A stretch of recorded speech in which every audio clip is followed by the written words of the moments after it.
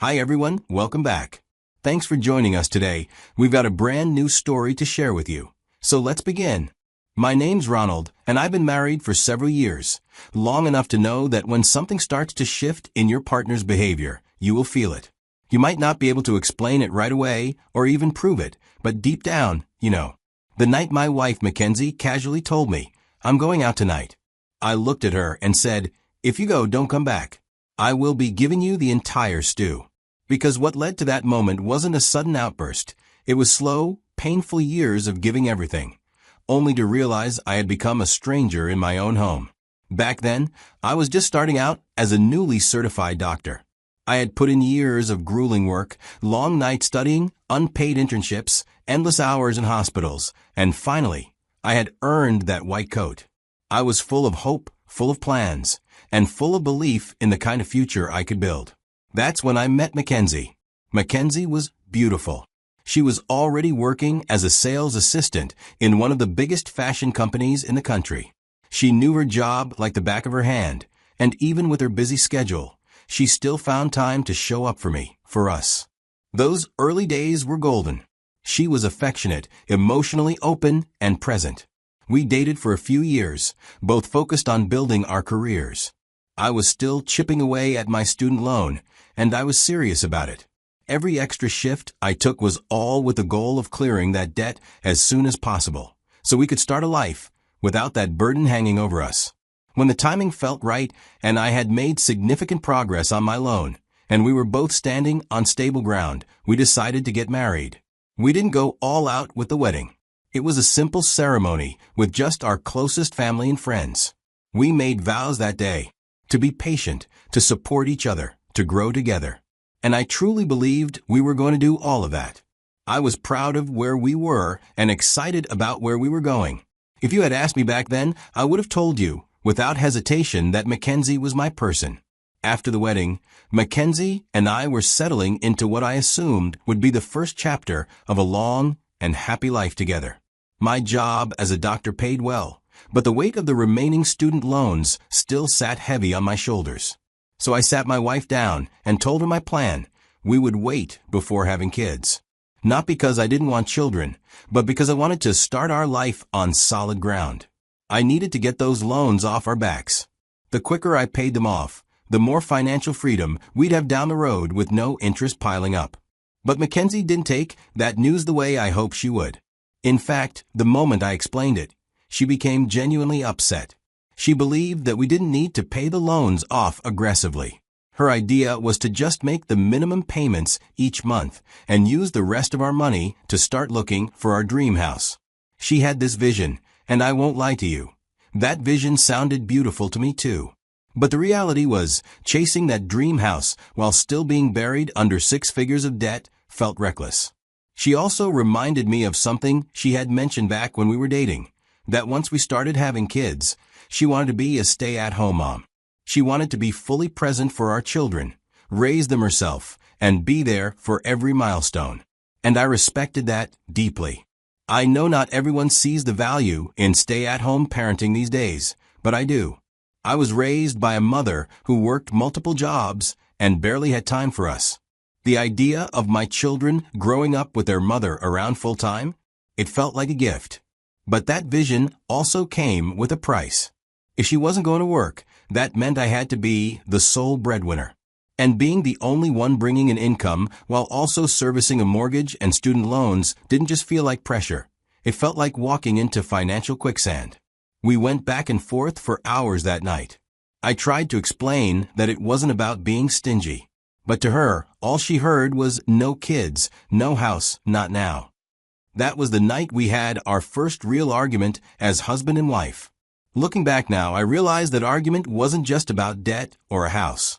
It was the beginning of a deeper divide that would only grow with time.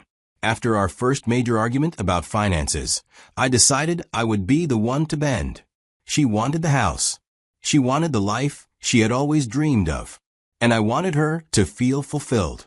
So I took on the responsibility without asking her to compromise. I started picking up more shifts at the hospital. My colleagues used to joke that they saw more of me than their spouses did, and honestly, they weren't wrong. Most nights, I'd come home long after midnight. Some days, I barely had enough time to shower and change before heading back out. I missed birthdays, date nights, weekends. Basically, I missed life happening at home. But I told myself it was temporary, and once we got the house and the debts were gone, things would calm down, and I'd finally get time back with my wife. And look, I won't lie and say it didn't hurt being away so much. It did. There were nights I came home so exhausted I couldn't even bring myself to eat. I'd tiptoe into our bedroom while Mackenzie slept and hope that all this sacrifice meant something to her. Eventually, it started to pay off. After over a year of stretching myself thin, I finally cleared the last of my student loans. I could breathe again. And on top of that, I'd saved up enough for the down payment on a house. But even with the financial part coming together, we still hadn't moved in because Mackenzie had a list of changes she wanted done before we settled in. Things like redoing the floors, adjusting the kitchen layout, changing out the bathroom tiles, and repainting the walls. And sure, these weren't unreasonable requests on their own. I mean, it's her home too. But what started as a few touch-ups quickly turned into weeks of back and forth with contractors and more delays for council approvals. When the weight of my student loan finally got lifted off my shoulders, I thought things would finally start falling into place, and more importantly, I could be present for my wife, for our marriage, and for the home we were building. But the moment I slowed down and looked around, I realized things had changed. My wife wasn't the same woman I married. It was easy for her to pull away when I initiated intimacy with any excuse. "I'm tired," she'd say, or, "Not now, I've got things to do." But those excuses started stacking up. Being more at home felt like I was interrupting a life she had gotten used to without me. I concluded that we both needed time to adjust now that I wasn't constantly gone. But as the days turned into weeks, I couldn't ignore what I was seeing. Almost every day, she came home late, and the excuses she gave insulted my intelligence. One day it was traffic, but the route she took was barely ever congested, especially at that time. Another time, she claimed she had to cover for a colleague, but she works in sales, not in emergency services. Even on weekends, when most people are resting or spending time with loved ones, she found reasons to leave the house. A coffee date here, an errand there. There is always something that takes her away from me. And yet, I still didn't react. I reminded myself that we had just secured our dream house, and once we moved in, she'd come around. Things would settle, and we could finally start talking seriously about starting a family. But even that felt like a fading dream. Our arguments had become more frequent, and the topic of kids, once something we both wanted, now felt like a landmine. We couldn't talk about the future without clashing. It's months after reducing my workload, and at this point, I couldn't keep pretending everything was fine. I had stayed quiet long enough, hoping the cold tension in the house would melt on its own. But it didn't. One evening, after another one of her random disappearances, I told Mackenzie straight, "I don't like the way we've been living." I told her we barely talk, we don't spend time together, and she's always gone, both physically and emotionally.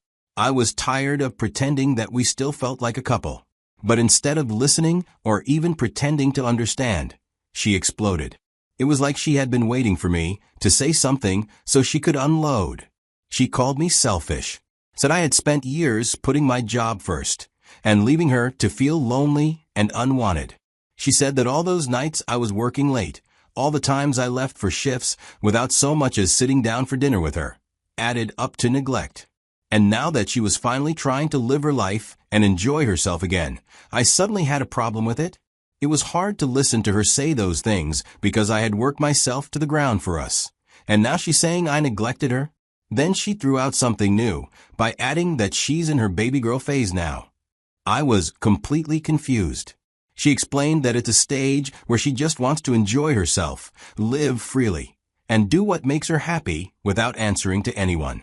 She said I couldn't tell her what to do, that she owed it to herself to focus on herself. In that moment, it was like I was speaking to a stranger wearing my wife's face. After that argument, it became crystal clear that nothing I said was going to fix things. Every day, she grew more distant. Sometimes she would say she was going to hang out with friends, and other times she'd walk out the door without a word. It was like I didn't exist when I was around. And when I wasn't, she didn't bother to check if I was even coming home. The more I watched her slip away, the more I realized I needed answers, not guesses. So, I did what I never thought I'd do, by hiring a private investigator. The guy wasn't cheap, but I didn't care anymore. I needed to know what she was up to. It took weeks for the PI to come back with a report. And what I saw made my stomach turn. Mackenzie wasn't just emotionally distant. She was living like she wasn't even married. But even then, I didn't confront her with yelling or threats. I still wanted to try talking to her one last time and see if we could work on our marriage. But instead of taking that olive branch, she came at me again. Told me I was trying to control her life. That I was being manipulative. She flipped the script like I was the villain. That was the moment I knew she had checked out for good. And I knew I had to start thinking about my exit. One evening, I was sitting on the edge of the couch, barely paying attention to whatever was on the TV. My eyes kept drifting toward our bedroom door because I could hear Mackenzie moving around inside. A part of me already knew what was coming. It had become a pattern by that point. She'd spend more time getting ready to go out than she ever spent around me. When she finally stepped out, I was stunned into silence for a moment. She was dressed in something that, frankly, didn't reflect a woman who was married. I asked, "Where exactly are you going?" She barely glanced in my direction and said flatly, "It's none of your business." That was it for me. Something just snapped. I looked at her and said, "If you go, don't come back." She paused for half a second, like she wasn't sure I meant it. But when I didn't say anything else, she turned around and walked out. And right there, I knew I couldn't keep doing this. I had let her push the line too many times. She had tested my patience, my commitment, and my love, and I kept giving her the benefit of the doubt. But not this time. I meant what I said. That night, before she even had a chance to return, I packed a few essentials, some clothes, and important documents, and left. The very next morning, I didn't waste time. I was tired of letting things drag on. I searched for a well-rated divorce attorney in town and called for an urgent appointment. Thankfully, I got in that same day. I told him I wasn't looking to fight dirty, but I wasn't going to let myself be cornered either. I asked him one simple question: how fast can we file? His team moved quickly. Within 48 hours, divorce papers were ready and served to Mackenzie right at her workplace. She didn't call or text when she came home and saw I was gone. But once she received the legal papers at her office, she called. The tone in her voice wasn't sadness, it was rage. "You're about to lose everything," she barked into the phone like she was delivering a warning. I stayed calm and replied, "No, I'm not." Then I sent her some of the photos and videos the private investigator had gathered. It was an intimate photo of her with the mayor of our city, a married man, by the way. The type of man whose scandal would blow up the internet if the right eyes saw it. Then I gave her a straight option. These will trend when they get out. But we don't have to go that route. Sign the papers, and we'll have a clean break. Quiet and quick. She tried to act unbothered. Said she didn't care. That she had nothing to hide. But her voice cracked in places, and I knew she cared a lot more than she let on. She just didn't want to lose control. Eventually, she signed the papers. Months had passed since the divorce was finalized.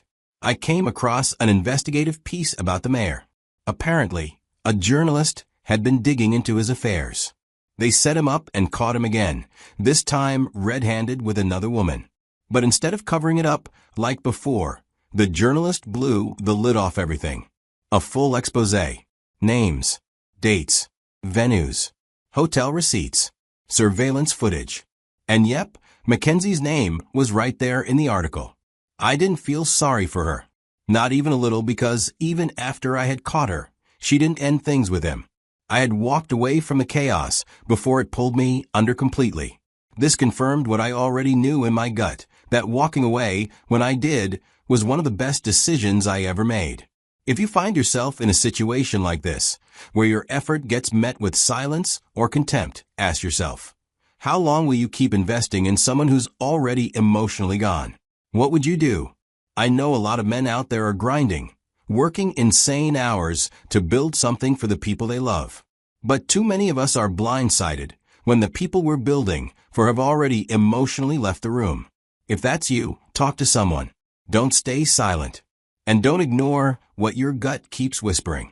Drop your thoughts in the comments. Share your own story if you feel comfortable. Let's look out for each other.